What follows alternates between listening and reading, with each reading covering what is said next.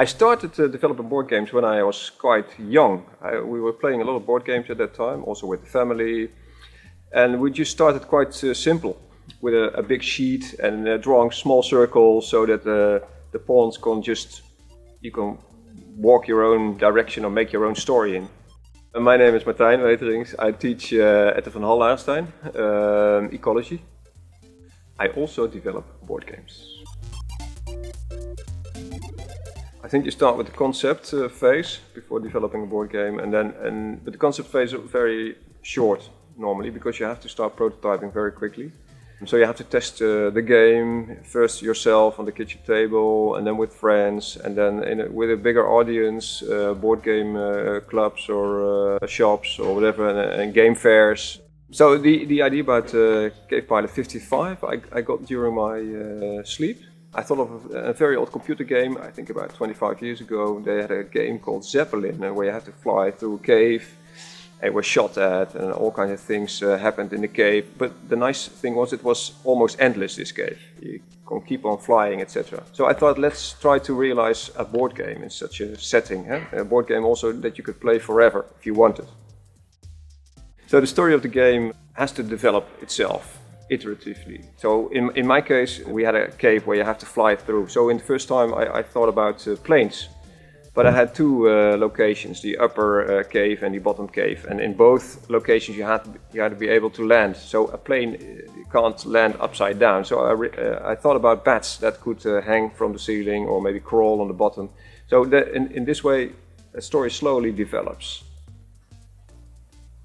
If you are developing the cards for your game, you just have to cut them out yourself first. So you start very simple, the basic blank card, and you just write some numbers on top of it.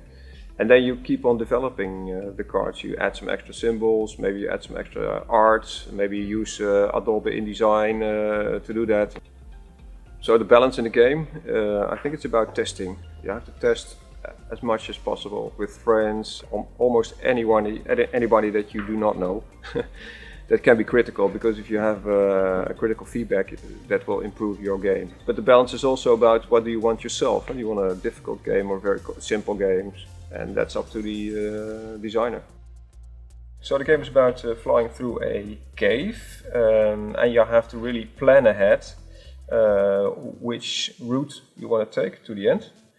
And on every different step you take, there is a problem that you have to overcome. For example, there are rockets that are fired, or there's a lightning beam that is electrocuting your airplane.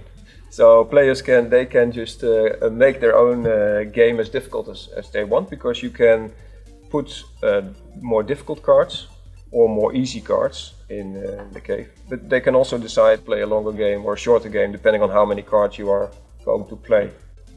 So what I learned as a board game developer is that you have to have a lot of stamina. You have to be enthusiastic. You have to test a lot, and it will take just an enormous amount of time that you do not expect. And you also need some skills about financing, because you have to pay taxes or maybe import stuff from China, but also marketing and public relations, but also attracting money. We got our money from the Kickstarter campaign, but you can also go to a publisher that could fund your project.